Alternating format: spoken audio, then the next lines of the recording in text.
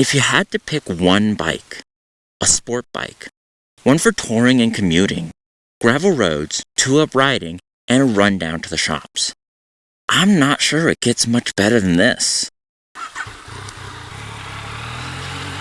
Welcome back to Kairu Rider, where I ride bikes in Japan, so like and subscribe to keep gas in my can. This is my own personal experience and opinions. Ride and invest your own money at your own risk. But with that being said, I'm getting close to 10,000 kilometers, and it's been just about 1 year since I got this bike. Both of which mean it's time for a second service, which will happen tomorrow. Or, if you skip to the end of the video, yesterday. How's the bike been? It's phenomenal. But if you want more information than that, stick around because I've got plenty to say. So the first thing is, if you look back to some of my earlier videos with this bike, I pretty much only used Rider Mode B. I was coming off of a 650 V-Strom and a 660 Triumph Street Triple. This makes more power than both of them. In the States, I had my Tiger 1050, which makes a little bit more power. It also weighs a good bit more and was fully loaded with luggage. This is significantly more with weight ratios than anything I've ever had. But a great point to this bike is that it's one you can grow into because of those power modes. So Babysitter was a really good way to get into the bike. B mode for me is now pretty much only for two-up riding and heavy traffic. When I'm commuting, I usually use standard mode. Out here in the mountains, I very frequently am in A mode, pushing this to the limits of knowing, are the tires any good or do they lose grip?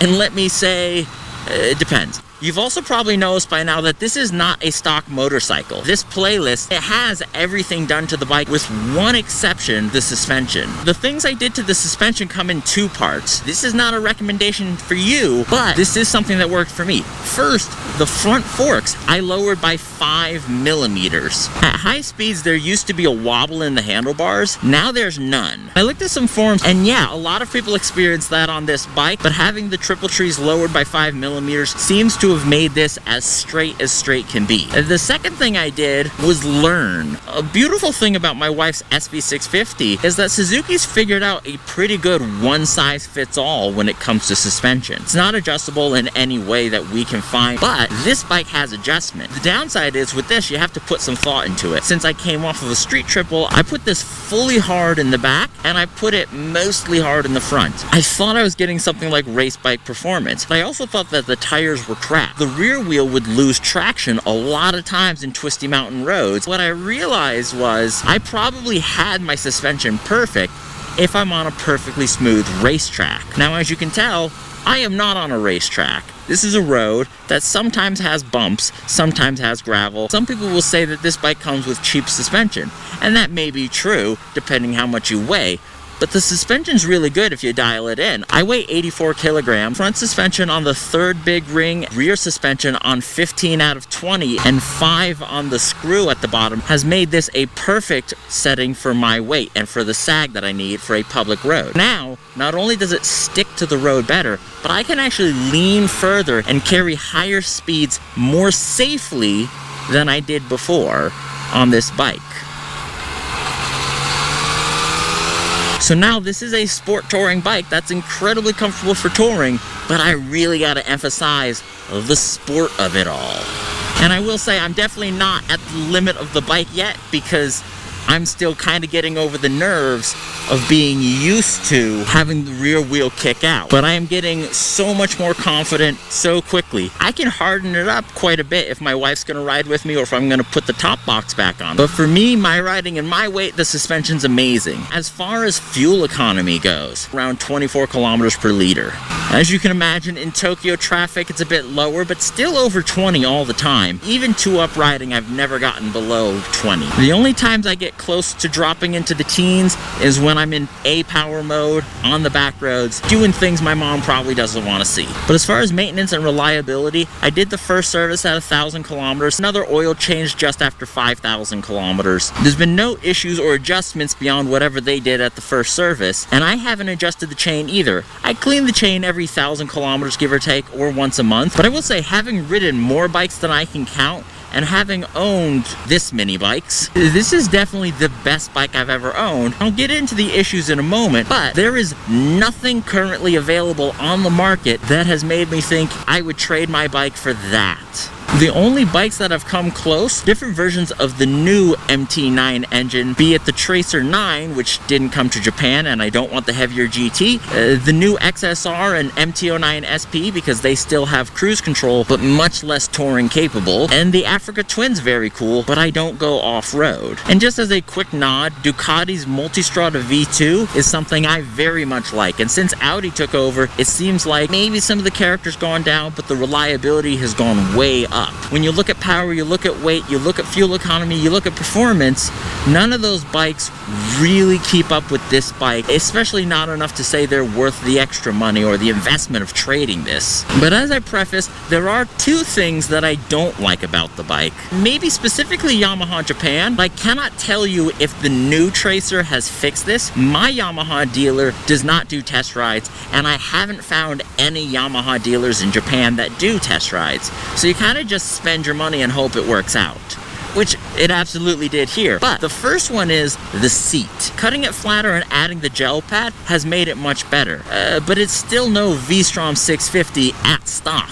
So I don't know why Yamaha, and for that matter many manufacturers, intentionally give you this hard, cheap seat on a touring bike. Eventually, I'd like to get the Sergeant seat for this bike. I don't have $800 US, which is the cost here in Japan. The second issue, you can see my cruise control video here, but still, I haven't had the $700 to fix the cruise control. Yamaha Japan limits cruise control to 100 kilometers an hour, even though Hamamatsu, where this bike was built, has a speed limit of 120 kilometers an hour. Cruise control is for the highway. So why is the cruise control set to below highway speeds? And this is not a legal thing here in Japan. It's a Yamaha thing. We've checked, and Honda does not do that to the best of my knowledge. This leads me to the question I prefaced. Is this the best used bike you can buy? Let's look for a place that has less traffic so I can pull over and walk around the bike. And now for a smooth transition.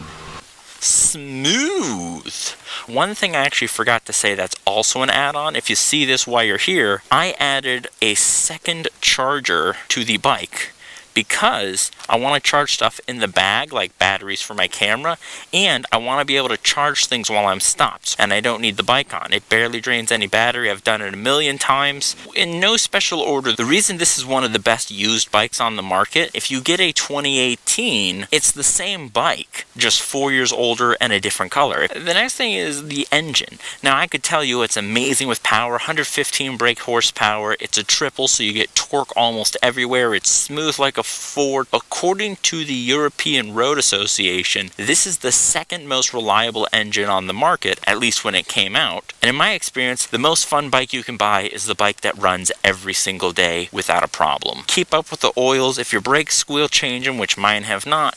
If your chain's dirty, clean it. Beyond the basic stuff like tires, this has been maintenance free. It's just an effortless bike to own, never a lack of smiles on my face. Another cool thing is you can see it right here, the center stand. Let's walk around here. There's another passenger grab rail that comes stock, but I switched it out for a luggage rack.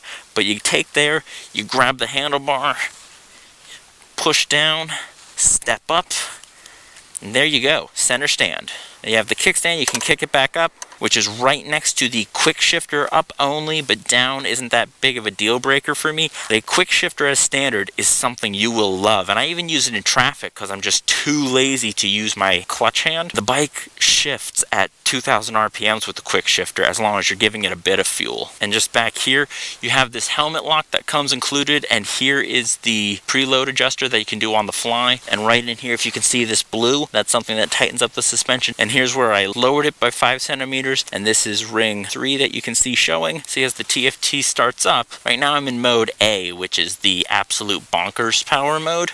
But with this little switch here, you can be in B mode, standard mode. Let's go back to A. And you have traction control, which TC1. For some reason, press down to go to 2 and press up to go to 1. And you see how it turned off by holding the TC in the arrow up. But I would like it back, so I press down once. I'm on traction control 1. I find the traction control incredibly helpful. You can change these. So right now I have average fuel economy and total kilometers. With the little wheel, you go up, There's current fuel economy, which is on the fly average. There's heated grips, they're off. You can custom set these to how high you want them. I find them incredibly warm for the winter, and I don't even go to full. Here's the temperature in Celsius. Here again is the temperature in Celsius. Here's the engine temperature in Celsius. And I can change these to Fahrenheit. I can customize all of these things to what I want. Cruise control, which is on and off. You can decelerate to turn it off. You can touch any of the brakes or the clutch to turn it off. You set it and go down or go up. The hazard lights are easy to get to, so are the blinkers, but you got to get used to it because of the horn. If you own the bike, the muscle memory is very fast. The first 1,000 or 2,000 kilometers I had this, I made a few mistakes, honked at a few people, and now I never make a mistake. I don't even look when I'm pressing the buttons. Quick thing, the fuel gauge. The first bar is half the tank, and then it drops fast. Once it gets to the lowest bar, it's maybe a quarter tank there. This turns yellow and starts flashing. Then you have a little over 2 liters, which is a bit over half a gallon US, to get where you're going. The rev counter, when you're revving it up, as you've seen in my videos, it changes color. Green's where it's kind of getting warm, and you can set that where you want.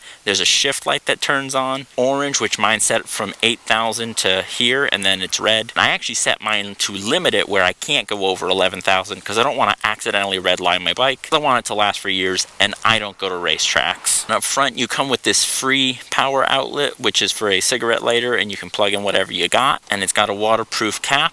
Ooh, the police. It only works when the bike is on. You have these twist knobs to adjust the headlights. Not full LEDs all around. I put LEDs here and for these blinkers, but it comes with non-LED blinkers, or at least it did for me. There are Yamaha LEDs. You can put in any LED, and there's cheap LED switches. It was 20 bucks for 4 sets of blinkers and 2 bucks for a flasher that fit. Again, the seat initially wasn't terrible. It's better now. There's aftermarket seats for it, but it is all-day comfort. Even in the stock seat, I could have taken this bike comfortably across the US, and it's the same engine as the MT-09. I believe the main frame is the same as the MT-09. The exhaust is the same, except for here, the exhaust cover, the heat shield, is slightly different than the MT-09. So if you get a 2016 to 2020 MT-09 part, do your own research, but I believe that fits this bike. It is essentially a sport bike playing dress up as an SUV. All the utility and comfort. I did a gravel road on accident this morning. You could argue it's an accident because of the tires, but it's really an accident because I'm not an off-roader, I'm not a dirt roader. I don't have the confidence for it. The ABS, there's a trick. Have it on the center stand. Start the bike, put it in first gear, and squeeze the front brake until the ABS light comes back on in orange and says there's an issue, because obviously it's not working. It force shuts off the ABS. Or you can add a kill switch to the resistor under the seat. If you want to do gravel roads and get silly, you can. In Europe, I believe it comes as standard. I don't know about the US, and it doesn't in Japan, but you can get color-matched panniers for this bike. And there's a good chance, depending where you are, you will get that as standard. And they look quite good. They are thinner than the handlebars, so for the most part, lane filtering's fine with those, and they keep the weight low, unlike a top box. I live in Tokyo. Tokyo has tiny streets that should be one way, but for some reason are not. This fits great. This filters almost everywhere. It's an amazing touring bike. I'm out today. I'm on hour 4 of what'll probably be a 10-hour day. And in the twisty mountain roads, this is amazing. You can put any sport bike tire on it. You can see I already get relatively low as it is. The headlights, I think they look pretty mean. They're very bright, very effective. No complaints about them at all, except for there's the running lights. One light, and the left light's off. That is the high beam. And now you have both. It's easy to see. It doesn't cause any problems. It's not steel braided brake lines, but I haven't had a reason to think it should be. They stop amazing. The oil sight glass right down here, there's a bottom line and an upper line, so my oil, be it a bit dark, is fine. No dipstick to wonder should I screw it all the way in or unscrew to check the oil level. No balancing while playing with the dipstick. No mess. You just look, my oil's good. Every gas stop, I'm good. Keep going. The last thing I will say about this bike is that with the power modes being very comfortable to use, you could almost be a beginner on this bike, but this is a bike you can grow with, and I really can't imagine an honest person outgrowing it. Maybe you want better brakes, which you can buy. You want better suspension, which you can buy. You want better tires, which you can buy. But as far as the engine, transmission, and setup of the basic bike, I really can't imagine you outgrowing this bike. And it's made me grow quite a bit as a rider. And when I got the bike, I was 12 years into my riding career. But it's not just been me on the bike. My wife has been a passenger many times, and here's what she thinks. I think it's good, but compared to the V-Strom, the Tracer's seat is less comfortable. It's not bad, but not as good. I also sit closer to him on the Tracer. Sometimes a good thing, sometimes bad. My knees are also tighter on this bike, but not terrible. For reference, I'm 164 centimeters. B mode is smoother than A mode, so our helmets bumpless. The passenger grab bars are thinner, higher, and less comfortable. Unlike the V-Strom, these are metal, not plastic. So I notice more vibration, but they're aftermarket and the cheapest, and better than nothing. It helps to have a top box to lean on. I need a break after 2 or 3 hours, whereas the V-Strom was fall asleep comfy. Don't ask. It'd be nice if we could lower the foot pegs and get a more comfortable seat. But I have my SV, so until next time, this has been Pillion Rider.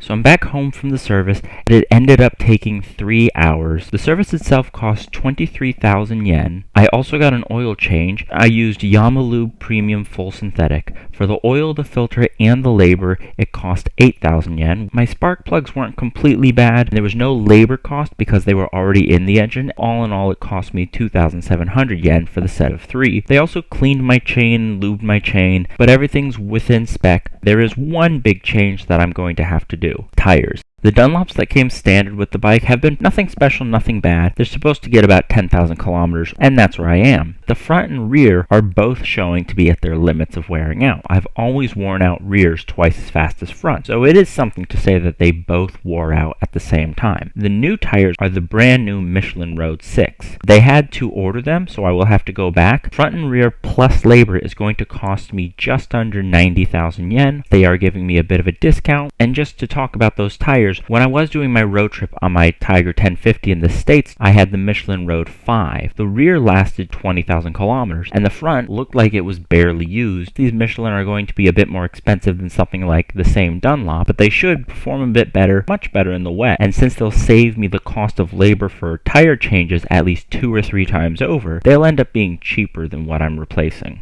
And since they are a brand new tire, if you are interested, comment below, and after I've done a few hundred kilometers, I will put up a video about the good and the bad of this tire. But as far as the first year service goes, that's pretty much it. So thanks for watching. More DIYs are coming soon.